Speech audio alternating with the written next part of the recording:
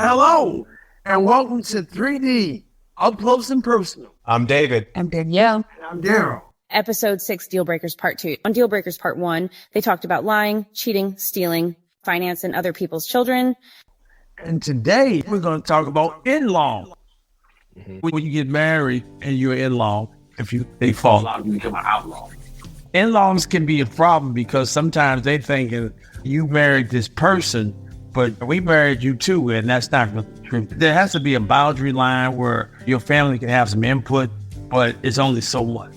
Because if you're not over in their house and try to rule their house, then they need to have that same respect and know that, hey, you got boundaries. You can't run nothing over here. The presence of in-laws can add value to a relationship, or they can subtract value from a relationship. It all depends on the behavior of those in-laws. I've been in situations where the in-laws actually support and encourage, found ways of just kind of cultivating, me and my partner working things out in the relationship.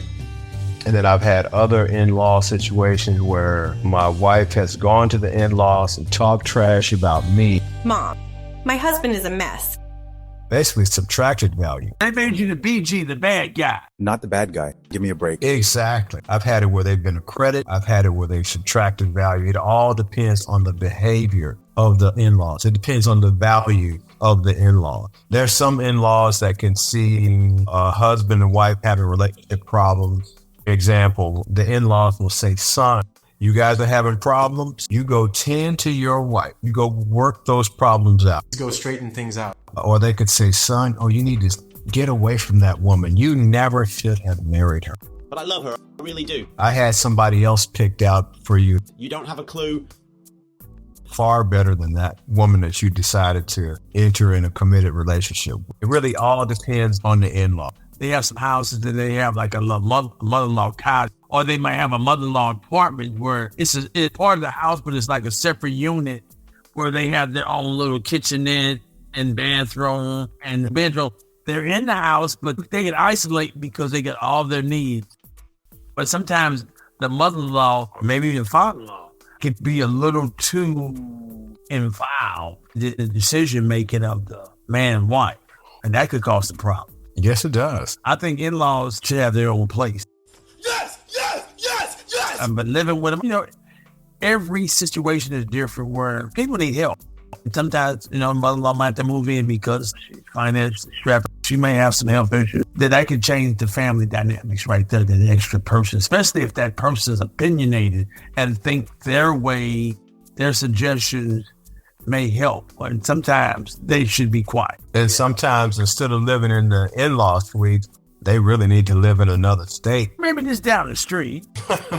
It depends, because some of these in-laws have not even had a successful marriage themselves. You can't really expect them to be a helpful voice to your relationship when they haven't even succeeded. Sometimes a couple can be fortunate enough to have in-laws on the husband's side or the wife's side that have actually stood the test of time, and they've actually had some success in marriage. It still boils down to, do they support their son and daughter-in-law, or their daughter and son-in-law? Do they support that? Are they trying to add value to that marriage, or are they trying to subtract from the harmony of that marriage?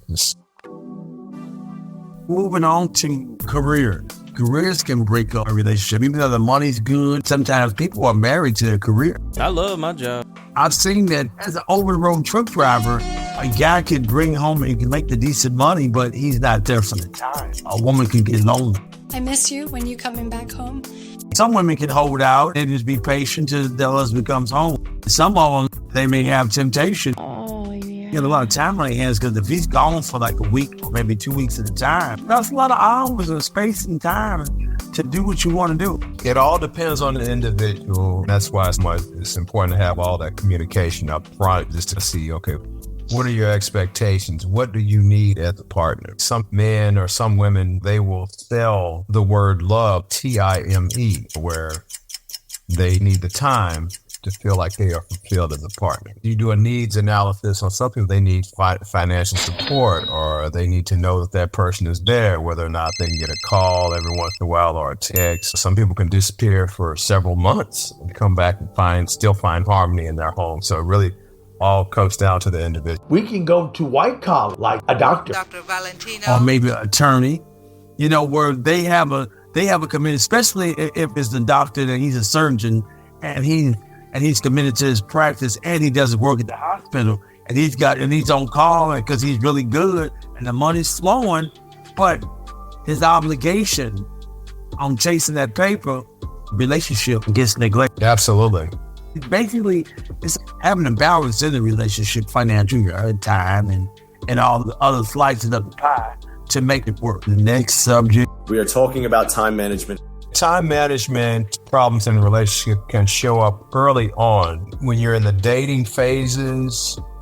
And sometimes you notice that one person respects time. They want to start the date on time. Or if they have meetings, they like to start meetings on time. And some people are the opposite, like they plan activities and they're always late. You're late. Not just late once or twice, but they're just invariably late every single time. A symptom of poor time management.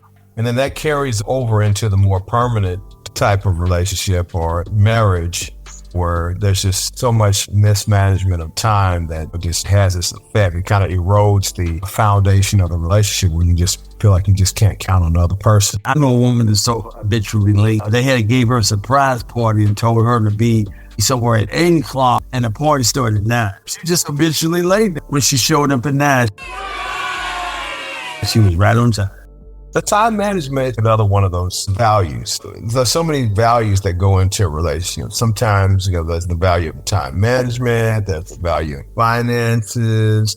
We've talked about the values of honesty, the values of fidelity. If you think about it, these values kind of stand upon each other, or these values have a relationship with each other. In other words, if someone is weak in the area of time management, then chances are they might be weak in finance, or they might be weak in honesty, or the opposite. They may have strengths in professionalism or income earning ability or honesty and ethics. If it's in the workplace, then it probably can be translated to their personal life.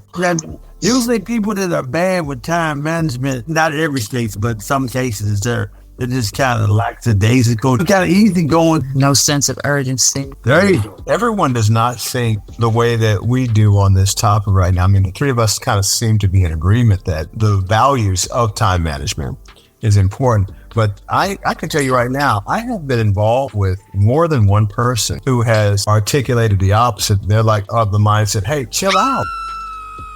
Why are you such a stickler for time? Why are you so obsessed with punctuality? You're killing my vibe with all that punctuality. Killing the vibe, huh? And I think that's where the wisdom comes in with a person, where you can still be punctual on time management, but like sometimes you can let it slide, but it just can't be consistent, if that makes any sense. Yeah, it can't be like your personality trait. Right, because that can be a turn. It's also saying someone just unreliable. I mean, somebody's always late. If you're unreliable in the time area, what other areas are you unreliable in? That's really what you got to ask yourself. Right. What else can you not be counted on? If you can't be counted on managing your life from a time management standpoint, what else can I not count on you for? And the thing is, do I really want to be with you, or do I just want to be a friend? Maybe phone friends for life. Birthday, Christmas, and Black History Month. Now, Valentine's Day is in Black History Month. So phone friends for life. Darryl, I can tell how you categorize your friendships and relationships. I can tell you have a spectrum, of closeness. I can tell your categories, man, how you define them. Well, sometimes I want to talk to you now and then. Yeah. I get caught up, If you talk to them once a year, can't die. I got a new job. You get caught up 15, 20 minutes. And that can be a touchy situation when you got two people that are not aligned the right way. You're not their type. Like from your point of view, Darryl, you might be looking at somebody like, okay, phone friends for life. And then they look at you like, wait a minute, I thought we were supposed to get together and hang out sometime. We're supposed to be going out on our next date. Or maybe we need to be intimate, that kind of thing. And they're looking at you like that way, feeling like at them like, wait a minute, hold on. You just my phone friend. That's okay. As long as you pay your phone bill, we'll be in touch. And now we're going to abuse. It could be a major deal breaker. It could be physical abuse. It could be verbal abuse. It can be financial abuse. Yeah. There are some people that, depending on, I am not a psychologist or a psychiatrist, but there are some people based on what they've experienced during their childhood, especially from the opposite sex parent. They have experienced physical abuse. Sadly, sometimes they will look for that as validation or as an expression of love, and they will be attracted to thug life or that abusive situation. They can actually be turned on by someone that means them harm. Some women, they want a man that ex-con, he had 2 or 3 strikes. Strike 3, no out. Is abusive, that will not treat her like a gentleman. A woman sometimes is looking for that. How was she raised? Did she have something that she modeled that was a gentleman that can govern what she's looking for? It does make a big impact on a child's upbringing. It can draw them towards that. It can also repel them from people that remind them of that abuse. I've been told that they didn't deal with people of a specific race simply because they identified that of their abuser. This is all different types of dynamics when it comes to abuse, and not even just physical, that mental, that verbal. Thinking that verbal is worse than the cuts and the bruises and scars are healed.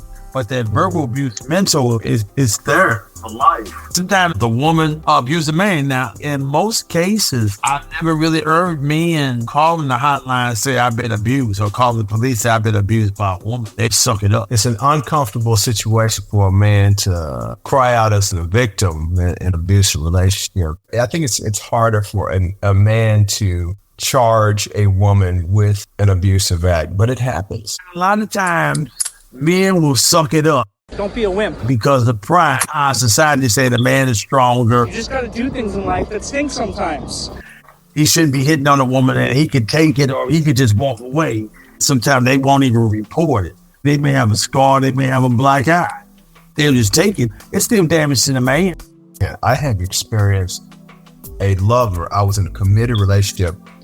This woman came to me, she squared off and punched me in the nose. She punched me in the nose like a man. She almost broke my nose. I have experienced that firsthand. There is a such thing as a woman committing an abusive act toward a man. And I can tell you, I did not feel comfortable calling the police, charging this woman with assault. And not that I would hold it against somebody else who would do that, but it happens. I've heard with the police officers, that's when the worst call is domestic violence, because they want to take one person to jail or make them leave the house to break them up. If they don't do that, sometimes they come back being a murderer. In my opinion, I think physical abuse should be a deal breaker, but I can tell you firsthand, physical abuse is not always a deal breaker. Sometimes the abuse victim will find a way to trust or stay engaged or continue to move forward with the abuser. Verbal abuse should be a signal that maybe we need to re-examine this relationship, see if we still need to keep moving forward. Sometimes with finance, if you're stuck in a lease, a mortgage, working on separate, in some cases it's just hard to walk away. I don't want to go stay on my brother's account. Sometimes you got to cut your losses, just be the bigger person, let the other person have the house just so you can survive. Peace of mind is priceless. You're not kidding about that.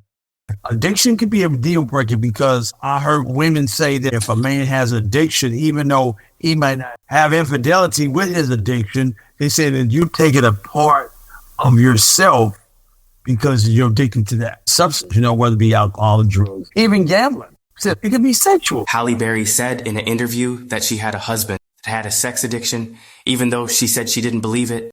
I just want to know, does any of Halle Berry husbands have this ringtone on their phone when she calls? Halle Berry, Halle Berry, Halle Berry, Halle Berry, Halle Berry, Halle Berry. And addiction can be a deal breaker. Addictions can erode a relationship. Some people use substances, have addictions, and they maintain, go to work, pay all the bills. Once in a while, they'll go on the wild side and they'll get back and recover. Psychology call it pretend normal. They go back to their life, but as nothing never happened. How toxic, how damaging addiction can be for a relationship. Money that you should be spending, Yes. You're not 100% there because you won't focus on the substance. Or even a gambling addiction, especially if it's online gambling. Late to your debit card, you got paid Friday, and by Sunday you broke. Yeah. And the same thing can be substances. You could be party, and be broke on Sunday. You bumming a couple bucks from your coworkers to hold you over to the next check. And when you take your whole check, go to the casino, and by the following Monday, you don't have any food and any money for groceries, that can be a real hardship. How about the utilities get cut off? If you try to test the harmony of a relationship, you spend enough money that your lights get cut off. Why is the electricity off? We got problems. Then you will really find out what kind of harmony you're working with. Now we're going to abandonment. Now, abandonment can be like, for instance, guy just walk out or the woman just walked out on the guy. Sometimes a woman might feel that they're abandoning them, even though they might be physically in the house. Just say he might be drinking, he might be using some kind of substance because of their addiction. But she feels abandoned. He's there, but she's there. She's not there. That's more like neglect, seems like than abandonment. They're there, but not there. It depends on your perspective, because some people may look at it as a form of abandonment, but the person who's committed the act may look at it as like, hey, it's not that severe. I'm still here. I'm still with you. I'm still trying to work this relationship out. You may be having feelings that you're being neglected, but I'm still here. You got to be careful. If you married to somebody, you're in a serious relationship, that's supposed to be continual. So that's what I'm saying. It's abandonment. You stop bringing me flowers. You stop spending that extra time with me. It can be abandonment. The couple was still in the house. They're cohabitation. But the thing that he used to do, or the thing that she used to fix him a meal, and then he sit at the table and she bring it, the plate to him. I've had experiences in the past where I have committed the act of abandonment to a relationship. You left me. And the crazy part was I abandoned the woman that I was with to go off to be with somebody else. And then I realized that somebody else that I was kicking it with was not all that she was cracked up to be. I thought the grass was greener. I found out it was weeds on the other side. It was dog mess over there too. And then I tried to come back to the relationship that I abandoned, and I was no longer welcome. Oh boy. This can be a deal breaker. You got to be careful with that abandonment game. And sometimes what goes around comes around. You might be the one committing the act of abandonment, but then later on, somebody's abandoning you. That's scary. Ghosting, I think that is, to me, a term relationship, like when y'all starting to date and you're getting to know, you're getting warmer, building the harmony, and then all of a sudden, okay, the phone calls stop, or the visits stop, or the effort slows down. Okay, ghosting from dictionary.com. The practice of suddenly ending all contact with the person without explanation, especially in a romantic relationship. They have asterisk and small print. Price is something to change without notice. I guess abandonment might happen without notice. Ghosting might happen without notice. Yeah. You didn't read the small print? Oh my God, I'm sorry. Mostly ghosting, they tell people just to let it go. Because if somebody has that much lack of respect for you, just to stop communicating with you, that person was never for you. It's been a great episode. 3D, up close and personal. I'm David. I'm Danielle. I'm Darryl. 3D Up Close and Personal, the relationship podcast with a new episode every Thursday. You can find 3D Up Close and Personal wherever you find your podcast, and is produced by Parks Media Group, PMG 2024, all rights reserved. And additional music provided by Yumi Multimedia LLC, 2024, all rights reserved. Like and subscribe. And share.